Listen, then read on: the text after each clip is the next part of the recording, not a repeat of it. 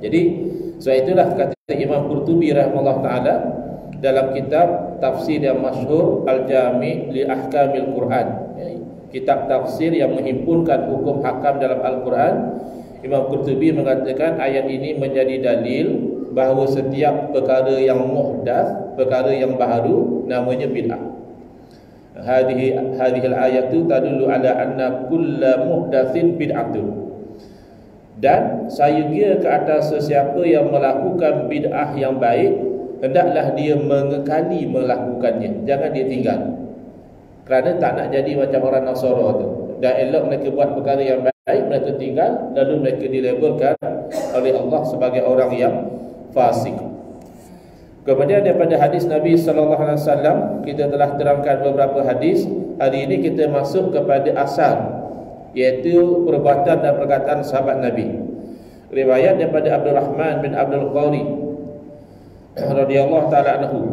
Beliau ini adalah pembantu kepada Amirul Mukminin Sayyidina Umar Al-Khattab radhiyallahu anhu, iaitu isu tentang solat tarawih, di mana beliau, iaitu Abdurrahman, pada satu malam keluar bersama Sayyidina Umar Al-Khattab radhiyallahu anhu di bulan Ramadan pergi ke masjid.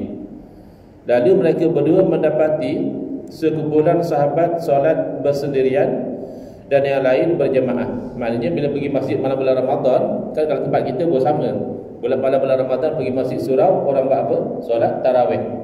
Tapi pada masa itu solat tarawihnya itu walaupun meriah tapi tidak sistematik.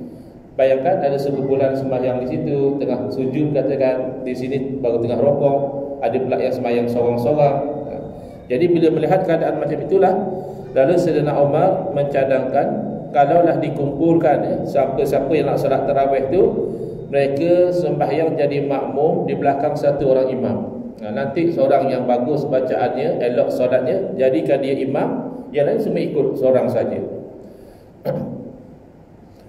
Lalu beliau kemudiannya mencadangkan supaya menjadikan Sayyidina Ubay bin Ka'ab radhiyallahu anhu sebagai imam. Jadi pada malam yang lain, ketika Sayyidina Umar keluar lagi melihat keadaan di masjid, Sayyidina Umar dapati orang ramai sudah sembahyang tarawih secara sistematik. Semua yang sembahyang tarawih ikut imam seorang saja. Tidak lagi macam dulu ada yang tengah sujud, ada tengah rokok, ada tengah baca Fatihah, ada sembahyang seorang. Lalu Sayyidina Umar komen, nikmatil bid'atu hazihi. Sebaik-baik perkara bid'ah ini dia. Jadi golongan yang anti bid'ah hasanah, dia mendakwa dia nak ikut salaf. Kita nak ikut sunnah Nabi, nak ikut para sahabat. Ni sahabat sendiri kata sebaik-baik bid'ah. Kenapa kamu mengatakan tidak ada bid'ah yang baik? Lalu dia kata tak, yang ini sebenarnya bukan bid'ah betul-betul. Sebab zaman Nabi dulu dah ada tarawih. Ini hanya bid'ah dari segi bahasa saja, dia kata. Padahal kalau dia faham, memang solat tarawih telah ada di zaman Nabi sallallahu alaihi wasallam. Nabi sendiri pernah solat tarawih di masjid. Nabi keluar satu malam solat tarawih, lalu sahabat ramai ikut. Masuk malam yang kedua, lebih ramai sahabat yang ikut. Masuk malam yang ketiga atau malam yang keempat, Nabi dah tak keluar. Nabi sembahyang dalam rumah. Solat tarawih Nabi sembahyang sendiri. Lalu Nabi SAW memberitahu kepada para sahabat bahawa Nabi tahu sahabat sedang tunggu di masjid, Nabi sedar. Tapi aku bimbang kalau dilakukan secara konsisten, Allah wajibkan ke atas kamu. Nabi tidak nak terbeban. Umat itu menjadi terbeban, Nabi tidak mahu. Jadi oleh kerana Nabi tak keluar, ya macam jadilah macam tadi. Dan sahabat masing-masing sembahyang lah. Ada yang sembahyang seorang, ada yang ikut orang ni, ada yang ikut orang. Berkekalanlah sehingga zaman Sayyidina Umar radhiyallahu anhu. Jadi bid'ah yang dimaksud Sayyidina Umar tadi adalah semua sembahyang di belakang satu orang imam. Yang itu Nabi tidak suruh pada zaman baginda sallallahu alaihi wasallam dan tidak berlaku begitu. Dan kalau dikatakan bid'ah dari segi bahasa, tak betul. Kerana mereka sendiri mengatakan bid'ah ini hanya dalam urusan ibadah. Kalau urusan dunia tak apa bid'ah. Pakai handphone bid'ah juga, tapi urusan dunia kita naik kereta, naik kapal terbang, memang tak ada zaman Nabi. Tapi urusan dunia tak ada masalah, kata dia. Yang masalah tu kalau urusan ibadah. Solat tarawih urusan dunia ke urusan ibadah? Kan urusan ibadah. Kalau betul teori dia mengatakan urusan ibadah tidak boleh buat kalau Nabi tak buat, Sayyidina Umar sendiri melakukannya. Tapi bila Sayyidina Umar buat, dia dah tak jadi bid'ah, Ustaz. Dia jadi sunnah. Sebab bila Khulafa' ar-Rasyidin buat, itu sunnah. Nabi SAW suruh ikut. Ya, alaikum bi sunnati wa sunnatil khulafa'ir rasyidin. Hendaklah kamu ikut sunnah saya, iaitu sunnah Nabi dan sunnah Khulafa' ar-Rasyidin. Jadi Sayyidina Umar Khulafa' ar-Rasyidin, Sayyidina Umar buat tidak bid'ah lagi. Tuh. Habis Sayyidina Umar cakap bid'ah. Kamu lebih faham ke Sayyidina Umar lebih faham? Berarti sunnah Khulafa' ar-Rasyidin, jalan Khulafa' ar-Rasyidin adalah melakukan perkara baharu yang baik, yang tidak bercanggah dengan syarak Khulafa' ar-Rasyidin buat. Macam itulah cara yang kita patut ikut. Selesai. Baik. Soalan. Kenapa masih ada yang kalau bahasa utara dia kata ketegang? Pasal apa dia ketegang lagi? Tak mau juga kata ada bid'ah hasanah kerana salah faham, ya. Di muka surat 14. Soalan. Ada yang mengatakan bid'ah hanya satu, iaitu bid'ah dalalah, sesat semua. Dan dia kata tidak ada bid'ah hasanah. Bahkan saya macam saya ni selalu diperli, ustaz ni ustaz ahlul bid'ah. Ustaz kali tubuhkan satu NGO, jangan nama ahli sunnah wal jamaah. Ustaz namakan NGO ustaz ni ahlul bid'ah hasanah wal jamaah. Dia perli macam tu. Saya cakap tak payahlah, sebab bid'ah hasanah itu sunnah. Cukuplah ahli sunnah wal jamaah, termasuklah sunnah itu mengiktiraf bid'ah hasanah. Dia salah faham kerana dia tidak memahami hadis Nabi SAW dengan kefahaman yang sahih. Dia hanya kata, hadis ini sahih. Ya, hadis sahih, tak ada masalah. Kefahaman kamu terhadap hadis itu tak sahih. Hadis yang mana? Hadis riwayat Imam Muslim, Imam Abu Dawud, Imam Tirmizi, Ibn Majah, Ahmad dan Hakim, serta hadis ini sahih. Nabi SAW bersabda, kullu muhdatsatin bid'atun. Setiap perkara baharu yang diada-adakan itu bid'ah. Wa kullu bid'atin dalalatun. Dan setiap perkara bid'ah itu merupakan kesesatan. Wa kullu dalalatin finnar. Dan setiap kesesatan itu tempatnya dalam neraka. Jadi kata dia, mana boleh ada bid'ah hasanah?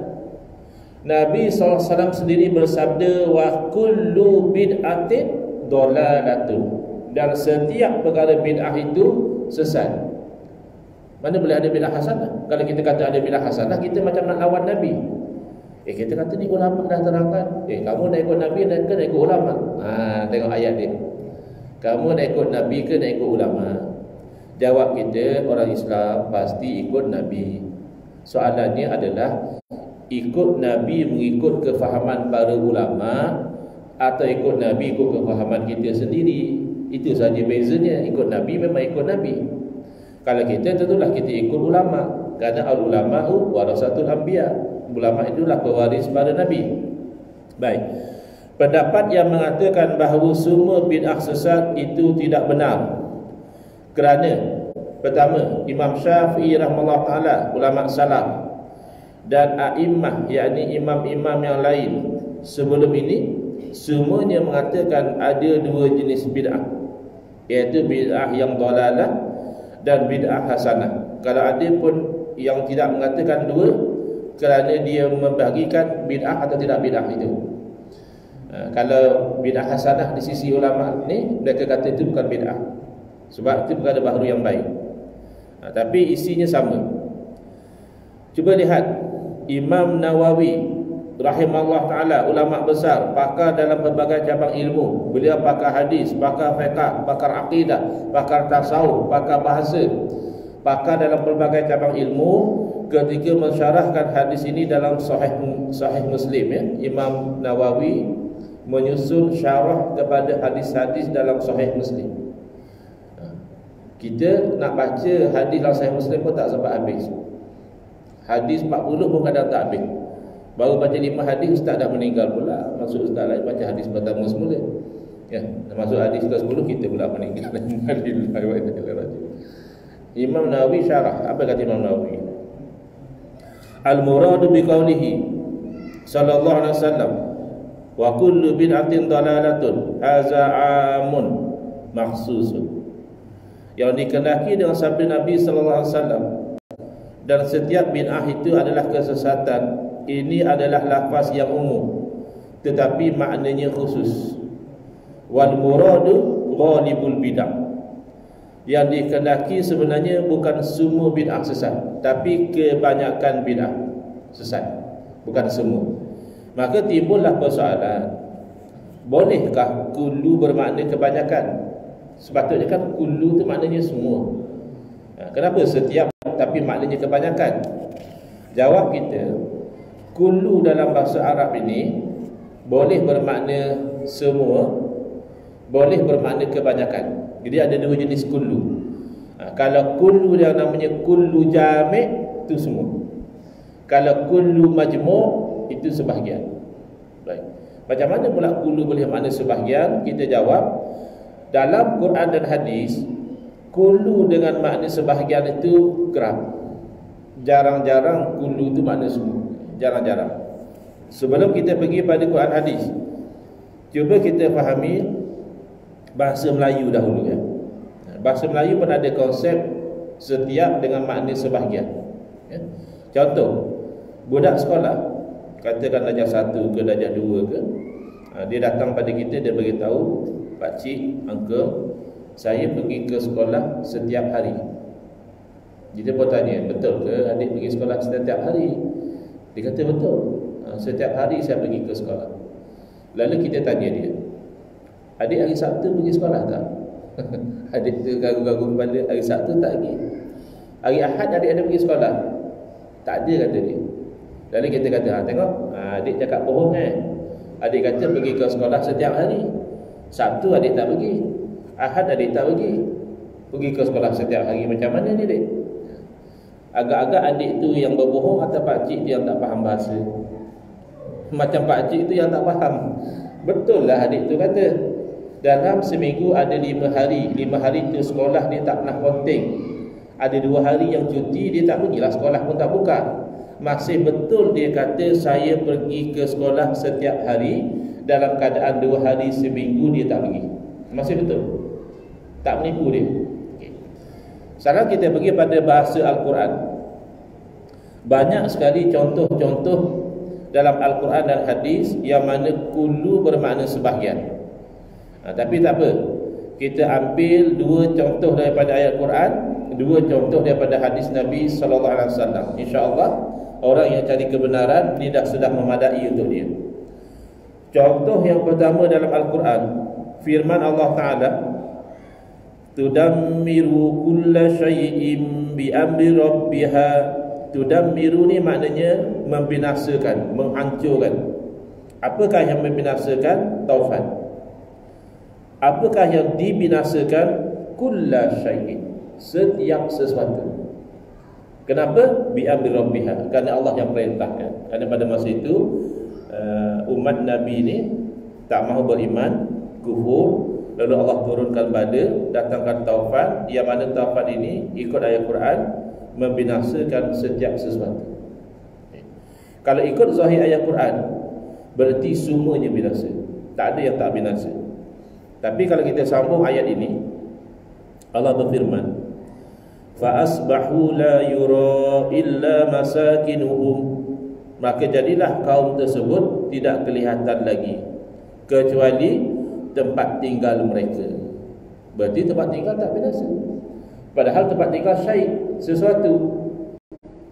Gunung ganang syai'un, tak binasa. Langit dan bumi syai', sesuatu, tak binasa. Maka kulla syai'in dalam ayat berarti kebanyakan. Banyaklah yang binasa. Macam kalau kita ingat lepas tsunami di Aceh, kita tengok dalam gambar, semuanya macam orang kata, orang Melayu kata padang jarak, padang terkukuh ya. Saya pun tak tahu padang jarak tu kat mana, padang terkukuh kat mana saya pun tak tahu, tak pernah tengok. Tapi ada pula masjid kat tengah-tengah tu tak terjejas pun dengan tsunami. Jadi kalau kita kata habis binasa semua, tidak berarti semua. Ada juga yang tidak binasa. Baik, contoh yang kedua dalam Al-Quran, yang ini dalam suratul Kahfi ya, ayat 79. Allah berfirman, wa kana wara'ahum malikun ya'khudhu kulla safinatin ghasba. Kalau terjemahannya adalah di belakang mereka itu seorang raja, yang mana raja ini mengambil setiap sampan, setiap perahu sebagai rampasan. Setiap sampan raja akan rampas. Baik. Ini kisah sebenarnya adalah perjalanan menuntut ilmu Nabi Musa alaihissalam, walaupun bagi dia seorang rasul ulul azmi yang dikurniakan mukjizat yang pelbagai, ya, tongkat boleh jadi ular, ya, laut boleh terbelah dan sebagainya. Bila dapat tahu ada orang yang lebih alim, yang ada ilmu yang beliau tidak ada, Nabi Musa sanggup musafir nak berguru. Jumpa dengan Nabi Khadir alaihissalam, minta izin nak berguru. Nabi Khadir kata, tak payahlah, kamu tak akan sabar. Kamu tak akan sabar kalau nak berguru dengan saya. Tapi Nabi Musa adab sebagai orang yang nak menuntut ilmu, kata dia, insya-Allah saya akan sabar. Satajiduni insya-Allah sabira. Jadi Nabi Khidir kata, kalau nak ikut saya boleh, tapi syarat jangan tanya dulu. Apa-apa yang berlaku jangan tanya. Sampai masa nanti saya akan terangkan. Tapi Nabi Musa alaihissalam sebagai seorang rasul, dia tak tahan lah. Bagi dia tak tahan dah tengok perbuatan-perbuatan yang pada zahir syariat salah. Antaranya apa? Antaranya apabila kedua-duanya menaiki sampan, Nabi Musa melihat Nabi Khidir melubangkan sampan itu. Ini kan dari segi syariat tak betul. Pertama, merosakkan harta benda orang. Yang kedua, bukan rumah berlubang tu boleh tahan lagi. Kalau sampan berlubang masuk air kan tenggelam. Jadi Nabi Musa tegur. Kejadian yang kedua tegur lagi. Kejadian yang ketiga lagi. Akhirnya okeylah setakat ini. Lalu Nabi Khidir terangkan, Ammas safinatu fakanat limasakin. Adapun sampan tadi itu milik beberapa orang miskin. Dalam kitab tafsir kata dalam 10 orang miskin share satu sampan cari makan. Ya'maluna fil bahri. Mereka ni kerja di laut cari makan. Fa'aradtu an aibaha. Saya tadi tu nak bagi rosak sampan tu bukan saja-saja. Ada sebab. Apa sebab dia? Wa kana wara'ahum malik. Kerana ada satu orang raja ya'khuzu, mengambil kulla safinatin, setiap sampan, wasba, sebagai rampasan. Kalau ikut zahir ayat Quran, berarti tidak ada sampan yang raja tak ambil. Kerana ayat Quran sebut kulla safinah, setiap sampan. Tetapi sepakat ahli tafsir mengatakan tidak. Raja yang zalim ini mengambil hanya sampan yang elok sahaja. Adapun sampan yang ada lubang, sampan yang rosak tu raja tak ambil. Dan itulah hikmah dan tujuan kenapa Nabi Khidir alaihissalam melubangkan sampan itu. Ini adalah satu prinsip yang dinamakan irtikabu akhaf ad-dararaini. Memilih yang lebih ringan antara dua mudarat. Choosing lesser of two evils. Antara sampan dirampas oleh raja, langsung tak ada sampan nak cari makan, dengan sampan tu berlubang, nanti ada masa boleh baiki lagi, lebih ringan sampan tu berlubang. Yang penting semua ahli tafsir setuju kulla safinah, setiap sampan, maknanya sebahagian. Kulla safinah hanya merujuk kepada sampan yang elok. Sampan yang rosak raja tak ambil. Hadis. Dalam hadis Nabi SAW bersabda, kullu ibni adama ya'kuluhu turabu illa ajbazana. Setiap anak Adam akan dimakan oleh tanah kecuali tulang sulbi. Hadis sahih, ya? Dari riwayat Imam Bukhari, Imam Muslim. Jadi kalau ikut zahir hadis, tidak ada yang namanya anak Adam yang bila mati melainkan jasad dia itu akan reput. Dimakan oleh tanah ni maknanya akan reput lah.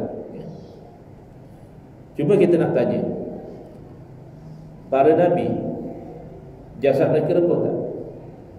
Tak reput. Para Nabi anak Adam atau tidak? Ya, anak Adam. Para Nabi bukan malaikat. Para Nabi anak Adam. Bahkan jasad orang mati syahid juga Allah jaga, tak reput. Bahkan kadang-kadang memang confirm lah bukan Nabi. Orang kampung kita kan 30 tahun, 40 tahun meninggal, dah kata mati syahid, dengar cerita mati atas katil, ya. Bila nak dialih jenazahnya, Masya Allah, tabarakallah, elok. Ya, kan nak alih elok. Itu maknanya hadis ni tak betul lah Ustaz. Ya, bukan hadis tak betul, takkanlah hadis pula tak betul. Cara kamu faham hadis itu tak betul. Kamu tidak boleh faham kullu bni Adam makna semua. Kamu kena faham kullu bni Adam makna kebanyakan. Kebanyakan anak Adam bila mati akan rebut, tapi bukan semua. Hadis yang kedua sebagai contoh, yang mana Nabi SAW bersabda, Al-habbatus sauda'u syifa'un likulli da'in ilal maut. Oh, didapat kat tokeh habbatus sauda' mutai besar. Hadis Nabi apa ni? Takkan kamu tak percaya? Habbatus sauda' merupakan kesembuhan bagi setiap penyakit kecuali mati. Mati masalah lah. Tapi sakit apa pun, COVID, kanser, AIDS, kalau ikut zahir hadis lah, boleh sembuh dengan habbatus sauda'. So hadis kata likulli da'in, bagi setiap penyakit. Mati satu je. Tapi ulama mengatakan tidak. Dia dimaksudkan dengan likulli da'in ai kebanyakan. Kebanyakan penyakit kelawat dengan habbatus sauda' boleh sembuh, tapi tidak semua. Ada juga penyakit-penyakit yang tidak sesuai dengan habbatus sauda', maka tak sembuh, yang menyembuhkan hakikatnya Allah.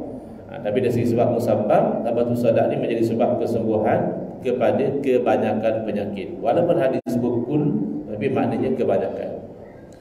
Sebenarnya tak perlu berbalah pun. Tak perlu nak beria sangat pun nak katakan kullu ni makna sebahagian. Kerana kawan-kawan kita yang anti kepada bid'ah hasanah ni, dia pun sebenarnya mengatakan kullu tu makna sebahagian, cuma dia tak sedar. Bila kita kata kenapa kamu tolak doa akhir tahun awal tahun, kenapa kamu marah orang sambut maulid, ya, kenapa kamu komplain orang selawat salam tarawih, sebab dia kata ini semua bid'ah. Mana ada zaman Nabi sambut maulid? Tak ada pun cerita orang zaman Nabi selawat salam tarawih. Zaman Nabi pun ramai orang meninggal dunia. Tak ada pula dengar dia buat tu kenduri arwah. Jadi ini semua sesat kata dia. Kerana kullu bid'atin dalalah. Cuba kita test dia. Kalau semua benda Nabi tak buat sesat, atau kamu sesat juga? Bila masa pula zaman tak ada buat kerja-kerja bid'ah ni. Baru tadi kamu sembang dalam telefon, belabur bukan main lama lagi. Nabi tak pernah pun sembang guna telefon. Kamu hari-hari datang masjid, aku tengok naik kereta. Nabi pergi masjid hari-hari, tak pernah naik kereta. Kamu pergi haji tahun lepas naik apa? Naik kapal terbang kan? Ada Nabi pergi haji naik kapal terbang? Ini sebenarnya bukan hujah. Ini nak test dia. Kalau kita test dia, ada dua kemungkinan. Kalau dia ni baru nak up dalam bab bid'ahkan orang ni pun dah terbenung balik, betul juga ya. Kalau asal Nabi tak buat bid'ah, asal Nabi tak buat sesat juga lah macam tu. Tapi kalau dia ni otai, dia ni bab bid'ahkan orang dah expert, dia akan jawab, yang macam tu tak apa bang, dia kata. Yang abang sebut tu memanglah baru, tapi tu urusan dunia. Guna telefon urusan dunia, naik kereta urusan dunia, naik kapal terbang urusan dunia, Facebook, WhatsApp itu urusan dunia, itu tak ada masalah. Baik. Dia sedar tak?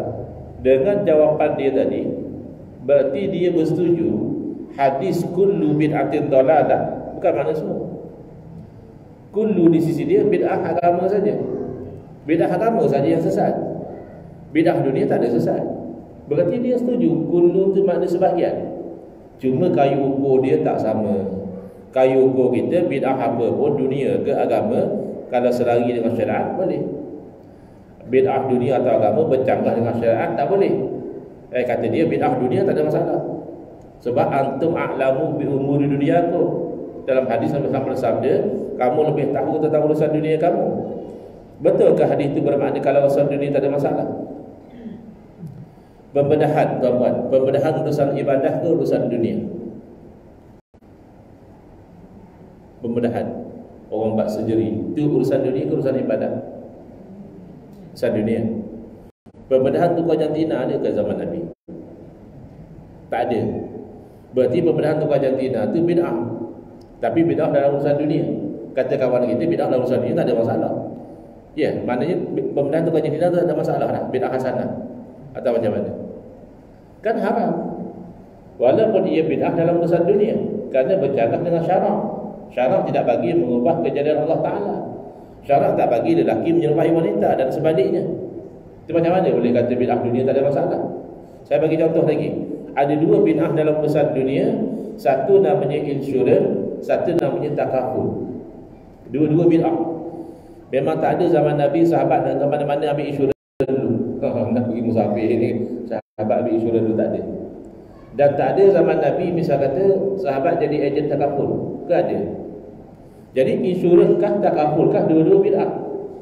Dan dua-dua bid'ah dalam urusan dunia. Kerana cerita takaful dan insurans ni bukan ibadah. Dia lebih kepada coverage, protection. Kalau berlaku sesuatu risiko, kita tu ada protection. Sekat insurans, sekat takaful bayar pada kita pampasan. Baik, apa hukum? Hampir semua ulama dunia mengatakan insurans konvensional haram. Haram, life insurance haram.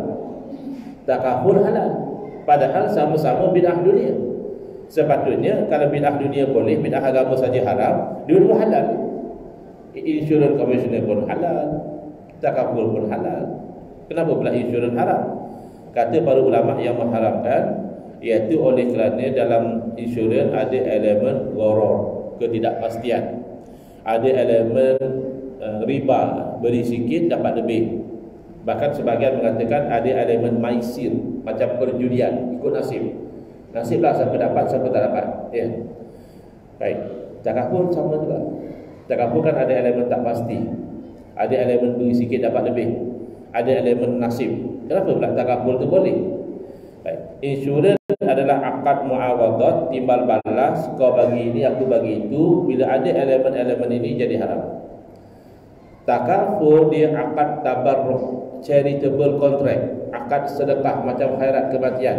Jadi tak pasti dapat apa tak masalah, beri lebih beri sikit dapat lebih pun tak ada masalah, elemen nasib pun tak ada masalah. Hanya kita menabung membantu siapa yang layak bagi dia bantuan. Padahal sama-sama bid'ah dunia.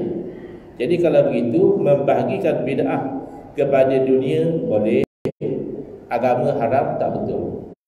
Nanti kita akan tengok lagi contoh bagaimana di zaman Nabi sallallahu alaihi wasallam Nabi sendiri mengiktiraf perkara baharu dalam ibadah. Sahabat buat benda baru dalam ibadah, Nabi tak pernah suruh, Nabi pun tak pernah buat. Nabi iktiraf, Nabi puji. Oh, tu tak apalah Ustaz, dah Nabi puji. Tu dah jadi sunnah. Maknanya sunnah Nabi mengiktiraf perkara baru yang baik. Walaupun dalam ibadah, itu sunnah Nabi. Bila kamu mengharapkan satu perkara baharu semata-mata alasannya baharu dalam ibadah, maka kamu menyalahi sunnah Nabi.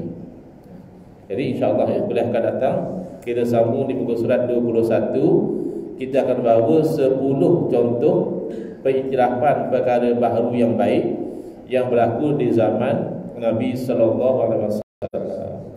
Wallahu ta'ala. Bismillahirrahmanirrahim. Alhamdulillahirabbil alamin. Wassalatu wassalamu ala sayyidina Muhammadin wa ala alihi wa sahbihi ajma'in. Allahumma shrah sudurana wa ahsin akhlaqana wa azim wujurana wa nawwir qulubana min nuri hidayatika kama nataqadha bi nuri syamsika abadan abada bi rahmatika ya arhamar rahimin. Walhamdulillahirabbil alamin. Amin ya rabbal alamin.